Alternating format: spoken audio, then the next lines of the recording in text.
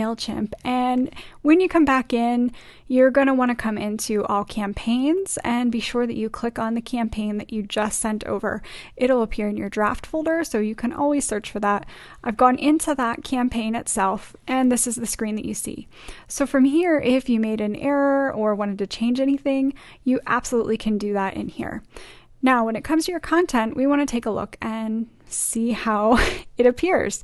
So you can go ahead and hit Edit Design. Now, this is going to come up as code because remember, we downloaded it into HTML format and we've added some unique code. So if you initially set it up using a template, this side of the screen is going to look very confusing. Don't worry, I will walk you through how to make changes if you need to do any. So from here, you can see that everything came over from our tweet. Here's our link to see the full tweet. And just like that, our whole newsletter is done for us. The options you have, if you wanted to add more in here, say you didn't want all of this information from the tweet or something doesn't look right, or you decided, hey, there's a couple of extra pieces of information I'd like to add that's changed since I first created this. Go ahead and scroll down again. So again, about halfway down the page, maybe a little bit more, until you find your tweet.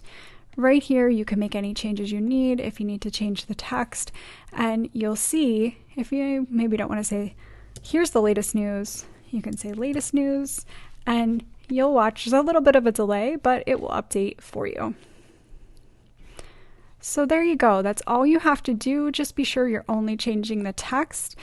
Some of these styles, if you start to play around with them, you may have to look up a little bit of code. But if you're avoiding any code situation, have a little bit of text to add, go ahead and do that here.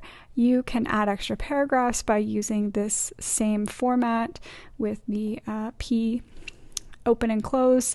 BR is line breaks. So if you need anything extra, go ahead. If this looks great to you, just go ahead and hit save and you're all done. From here, you can schedule it as you would any normal campaign. It's in draft format, so maybe you want to go back to Zapier and schedule it yourself. Maybe you want to send it out manually or use the feature within Mailchimp.